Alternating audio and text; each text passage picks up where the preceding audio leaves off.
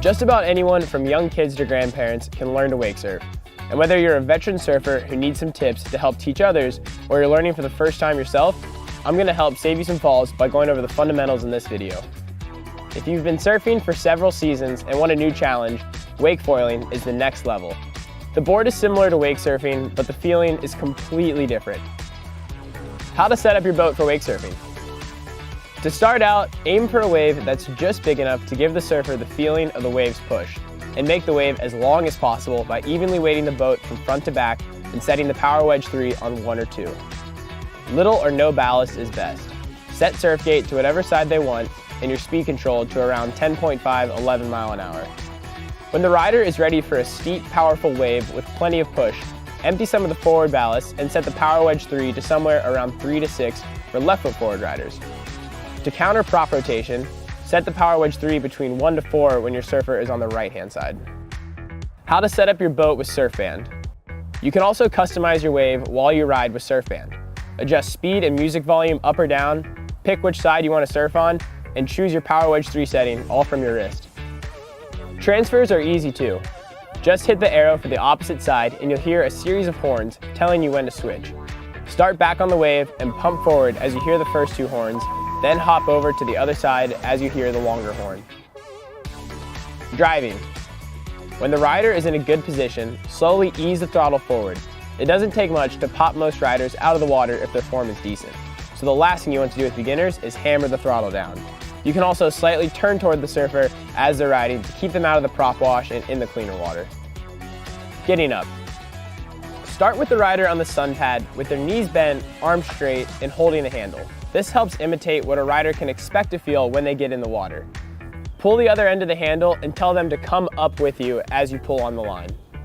This helps show that if they were on the ground and you are helping them up, they would do some of the work by bending their knees and trying to sit up at the same time, rather than flattening out and resisting you, which is what most people instinctually do behind the boat when they're getting up on a wake surfer for the first time. When this is clear in their mind, take it to the water with a buoyant, stable board that has a large fin for tracking.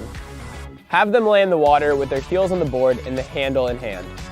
Just like on the sun pad, the rider can expect the same thing to happen when the boat begins to pull them. Riding. Your back foot is your brake and your front foot is your gas. Shift your weight slightly onto your toes or heels to turn the direction of the board. Try to stay in the wave's pocket by using the gas and brake movements until you feel the wave start to push you.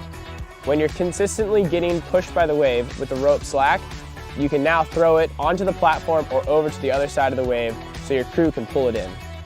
With Axis, you can go unbelievably far back on the wave, and it's worth a fall or two to figure out just how far back you can go.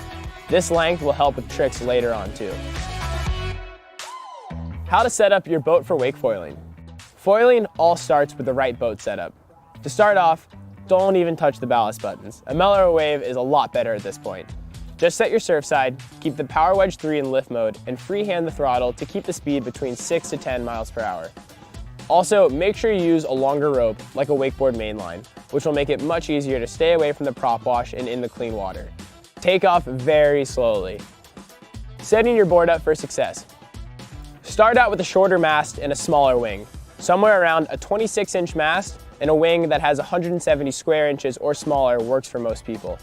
Adjust the foil mast to be under your rear foot all the way at the back of the track. This will help keep your board in the water for longer. Getting up. Start with your back foot just a little in front of the mast. Hold the board onto your feet with your back hand while your front hand holds the handle. As you get up, keep your weight shifted toward the front of the board to keep the board on the water. Riding.